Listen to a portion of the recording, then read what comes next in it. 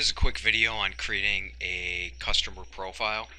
This is geared to commercial cleaning, commercial carpet cleaning, janitorial services.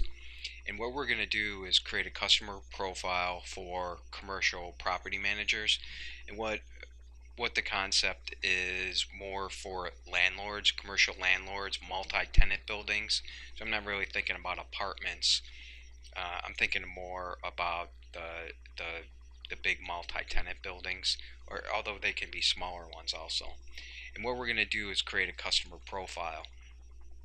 And the reason we're going to do that is once we create a customer profile and we think about, you know, what's important to them, what their demographic is, then that helps us decide what platforms to use to reach them and what messages to use, what inspires them, what motivates them, and what their fears are, of course. So to get started, we are going to first decide on a prospect, on a target. And I just came up with three of them: commercial property manager, restaurant manager, office manager of a clinic, a medical building, and decided to go with the commercial property manager for this one.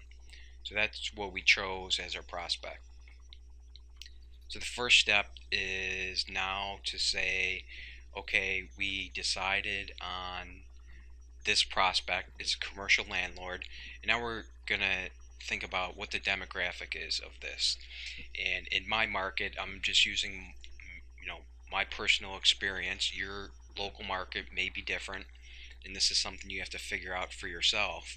And in my market, for a property manager on a commercial side, you're talking about 35 to 55, mid 30s, mid 50s range.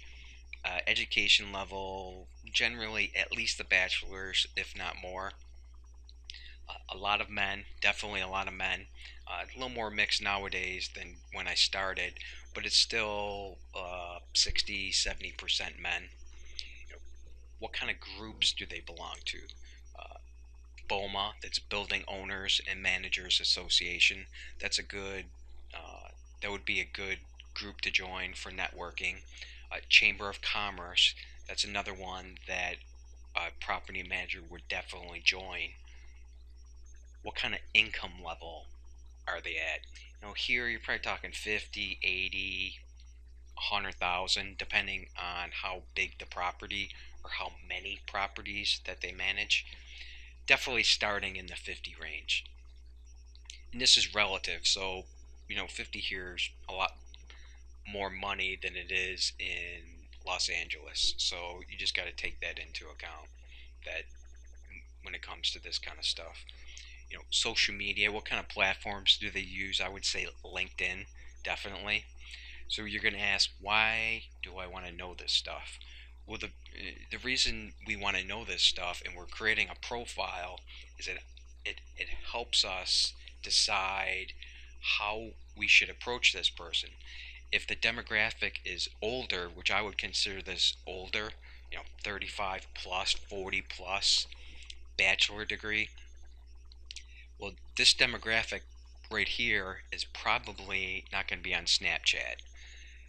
The bachelor degree or higher, well, if we message somebody on LinkedIn, if we email somebody, if we send somebody a letter, we want to be careful about the words we use in grammar, punctuation, that kind of stuff, because somebody with a bachelor plus or a master's degree, they're going to notice that kind of stuff.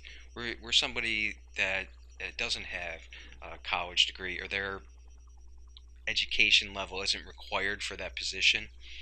You might not have to be as careful or as picky. What groups they belong to, this tells us, what kind of networking groups we can join so we can meet with these people. Income level, a lot of that will have to do with how you dress. For instance, if the income level was 35,000, wearing a three-piece suit might be overkill. And on the other hand, for this demographic, where you're talking 50, 80, 100, $100,000 a year salaries, I wouldn't want to look like a slob. I wouldn't want to show up with a t-shirt and shorts on for this group of people. They're not to say you can't get hired, but they're probably not going to respect you all that much, and that might hurt you later on down the road, even if you do win the contract. When people don't respect you, that usually never ends well.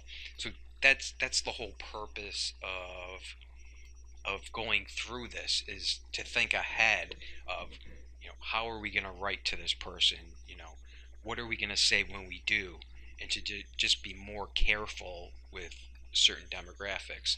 And then social media, age will play a big part of this.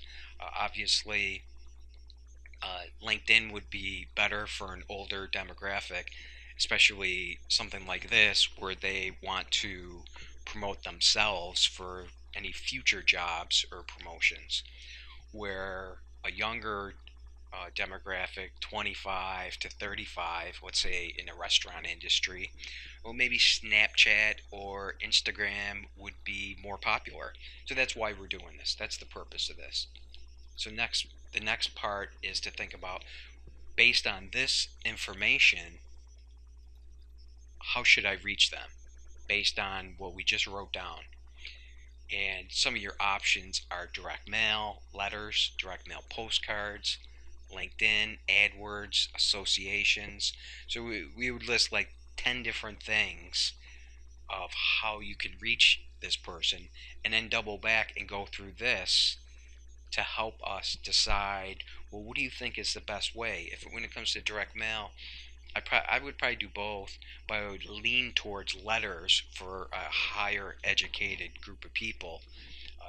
When it comes to social media, like I was just speaking about before, I would more lean towards LinkedIn for an older demographic. And you just keep going through this. Okay, if I'm going to join an association, which ones are best for this specific demographic? See, let's say you were targeting restaurants, you know, these might not be the best ones. You might want to join like a restaurant association or something else. But you definitely wouldn't want to join BOMA, for instance. How about Facebook? Does this demographic, are they on Facebook? Well, of course they are. I wouldn't say that would be the best way though. Office managers in a medical practice, and receptionists in a medical practice. Now that would be a good one for Facebook. So you can kind of see, where I'm trying to get at here of why we're doing this, so we can narrow it down more. So the next part, so this part we talked about. Okay, how are we going to reach them? So the last two parts are going to be, what do they want from us? What are their desires? And then what are their fears? It's always, it's always with people, fear and greed. That's always going to be the case with pretty much anybody on the planet. So what do they want in general, and then from us specifically? So in general, what are the things, if you were that person, what would you want?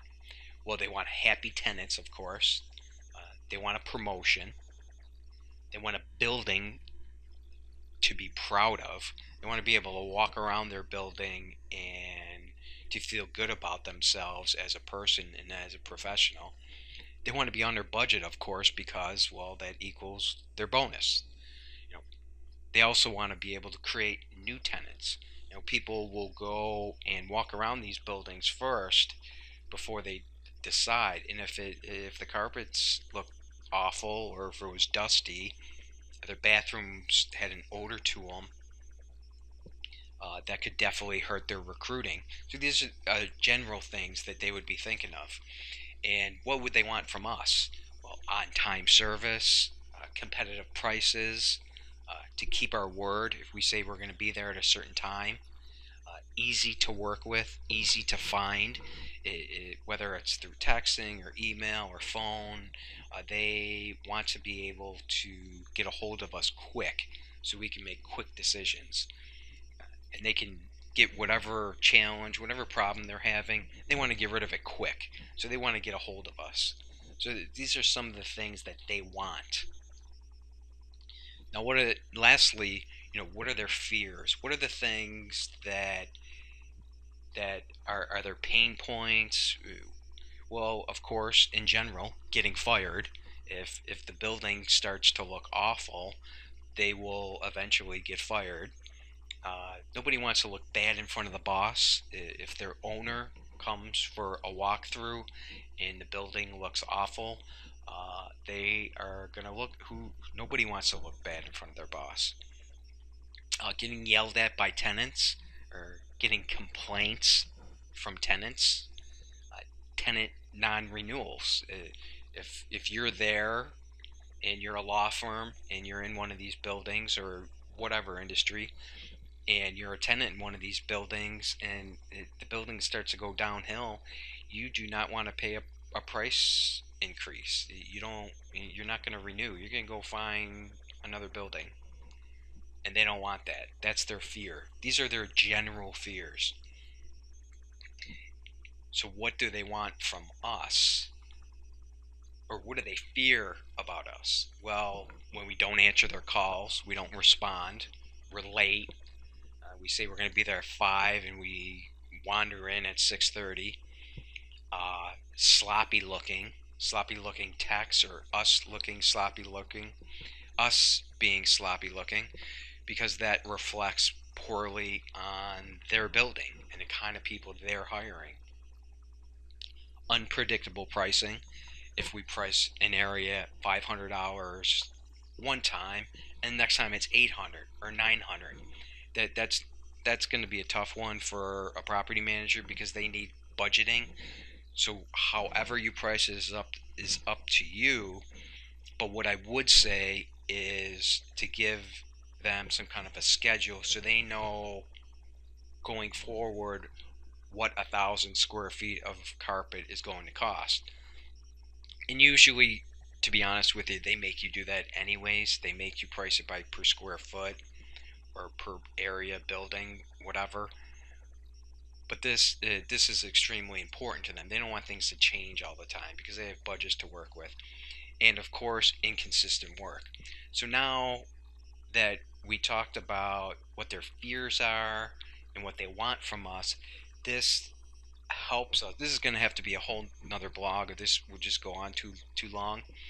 But now that we collected this information, we created this profile, now we can start to put together a marketing plan, a marketing campaign based on these answers. See, this tells us what pictures to use: pictures of happy tenants, pictures of somebody getting a promotion, pictures of somebody who's proud standing in front of a building. Um, see, that's why we're doing this. This filling out this profile tells us what pictures to use, what headlines to use. And you can either go the positive route like this, or you can go the other way and you can go kind of the negative route of um, unhappy tenants. Using something along that line for your headline, or a picture of an area with dirty carpet or foul odors coming from a bathroom. See, that's the whole point of this. So to end this, in conclusion, these are just some ideas to think about when you are prospecting and when you're targeting somebody. And in a future blog, we will start to take these questions and then put them into action.